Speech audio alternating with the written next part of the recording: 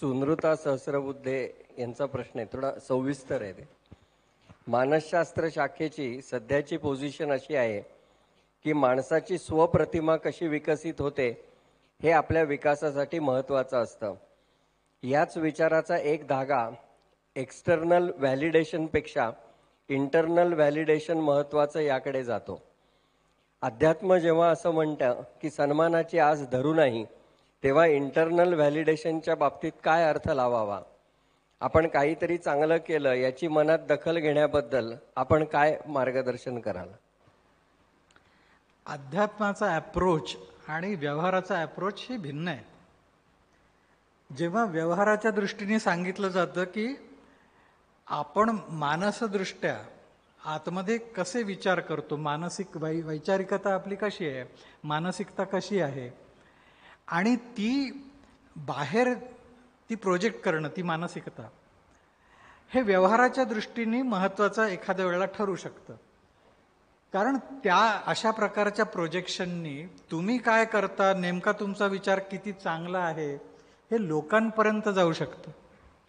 आणि लोकांनी त्याचं ॲप्रिसिएशन केल्यानंतर तुमचा कॉन्फिडन्स वाढू शकतो. हा त्यातला एक फायदा आहे.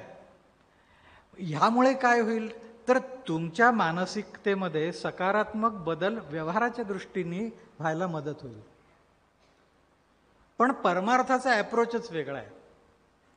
परमार्थाचं मूळ सूत्र असं आहे की सृष्टी नावाचा जो भास, हा भासच या मनामुळे होतो.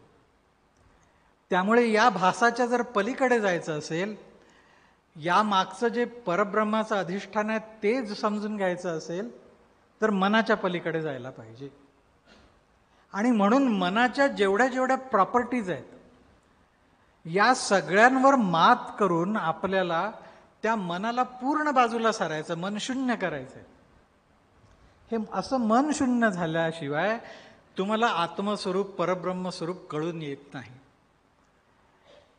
व्यवहारामध्ये लोक सांगतात, जे मनावर संशोधन करणारे लोक किंवा संवहनाचे वगैरे प्रयोग करणारे लोक, ते सांगतात की स्थूल देहामध्ये आपल्या जेवढी ताकद असते ना, त्याच्या 10 पट ते 20 पट ताकद त्या मानस देहामध्ये असते किंवा त्या मनामध्ये असते.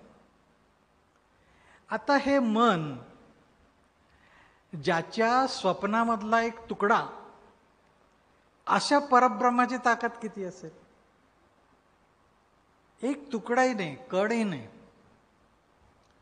मग आपल्या मनाची ताकद समजून घेऊन ती ताकद वापरणं, त्याचा अनुभव घेणं, हे शहाणपणाचं लक्षण आहे का आपल्या ब्रह्मस्वरूपाचा अनुभव घेऊन अविराट, अपार, अपरिमित अशी आपली शक्ती समजून घेणं हे जास्त महत्वाचं आहे?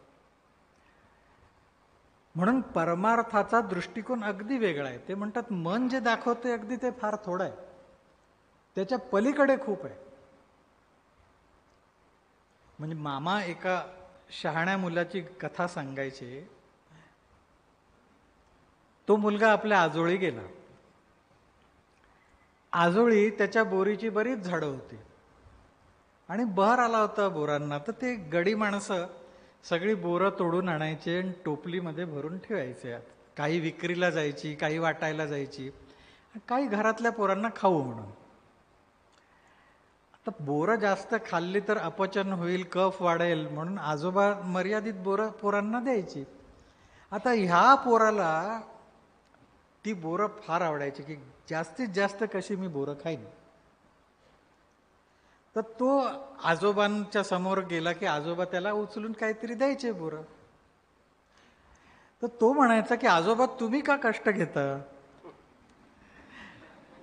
मलाही काहीतरी करू देत ना, मी काहीतरी केलं पाहिजे असं वाटत नाही का तुम्हाला? आजोबा म्हणाले, हो बाळा, काय करायचंय तुला, बोरं कशी वाटायची माझ्यावर सोडा. आता यात समजा आजोबांनी होई म्हटलं तरी नुकसान कोणाचं आहे ना त्यात? तसं मी मनाचा सगळा शोध लावीन, मनाच्या सगळ्या शक्ती समजून घेईन आणि मन आपल्या आज्ञेमध्ये आणीन. ठीक आहे, यात नुकसान कोणाचं आहे? जो असा करतो त्याचं. आजपर्यंत इतिहास आहे, जे जे त्या मनाच्या मागे लागले, त्या मनामुळे प्राप्त होणाऱ्या क्षुद्र सिद्धींच्या मागे लागले, ते तिथेच संपले. त्यांना स्वतःचा शोध लागलाच नाही कधी. हा भासमान आहे शोध.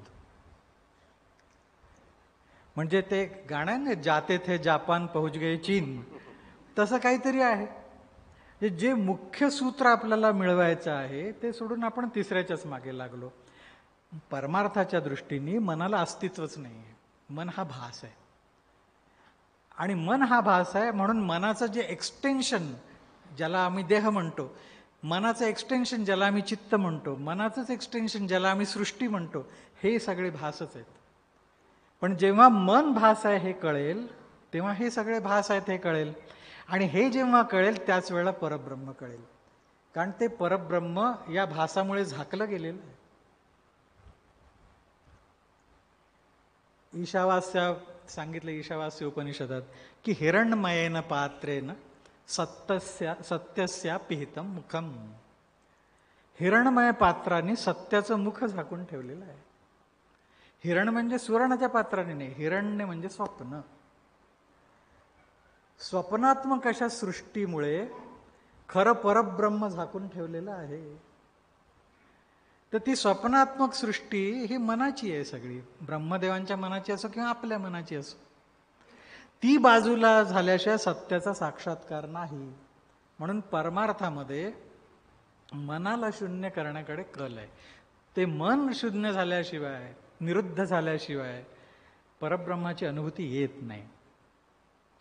पण व्यवहारामध्ये मनाचा उपयोग आहे.